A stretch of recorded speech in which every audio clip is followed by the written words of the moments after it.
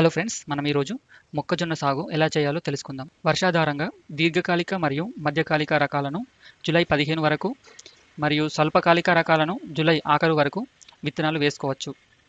జయశంకర్ విశ్వవిద్యాలయం విడుదల చేసిన మధ్యకాలిక ఏకసంకర రకాలైన DHM 117, DHM 121, కరీంనగర్ మక్క 1తో పాటు సిఫారసు చేసిన ప్రైవేట్ హైబ్రిడ్లను విత్తుకోవచ్చు. 1 ఎకరాకు 8 కిలోల విత్తనం వాడాలి. వరుసల మధ్య 60 సెంటీమీటర్లు, మొక్కల మధ్య 20 సెంటీమీటర్లు ఎడం ఉండేటట్లు బోదలు చేసుకొని విత్తనాన్ని వేసుకోవాలి. ఈ మధ్యకాలంలో రైతులను ఎక్కువ ఇబ్బంది పెడుతున్న కత్తెర పురుగు నివారణకు 1 కిలో విత్తనానికి 60 మిల్లీలీటర్ల సయాంట్రా నిలిప్రోల్ మరియు థయోమిథాక్సోతో విత్తన శుద్ధి చేసుకోవాలి. విత్తనాలు వేసే ముందు 1 ఎకరాకు 72 నుంచి 80 కిలోల నత్రజని, 24 కిలోల భాస్వరం, 20 కిలోల పొటాష్ను ఇచ్చే ఎరువులను వేసుకోవాలి. ఎండు తెగులు ఆశించు భూములలో మొక్కజొన్న వేసేటప్పుడు ట్రైకోడర్మా విరైడ్ మందును కిలో విత్తనానికి 10 గ్రాముల చొప్పున కలిపి విత్తన శుద్ధి చేసుకోవాలి.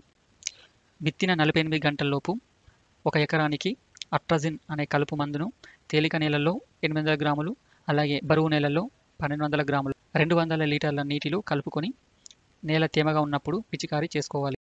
మరిన్ని వివరాల కోసం వ్యవసాయ విస్తరణాధికారిని లేదా మండల వ్యవసాయ అధికారిని సంప్రదించవచ్చు. Thanks for watching. Please subscribe for more videos.